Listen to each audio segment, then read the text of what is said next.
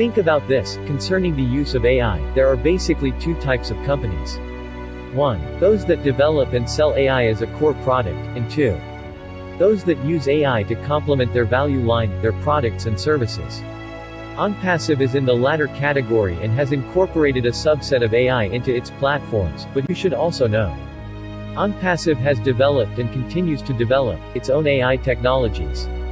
Onpassive creates this type of AI for developing and running its products only, and they are not for use as a standalone product. Onpassive made its AI a part of the mechanism, the structure, the process, the engineering, and the architecture in manufacturing nearly all of its products. Onpassive has created its technologies completely from scratch. Onpassive does not use any third-party or second-hand material. Onpassive is totally organic, exclusive, and proprietary.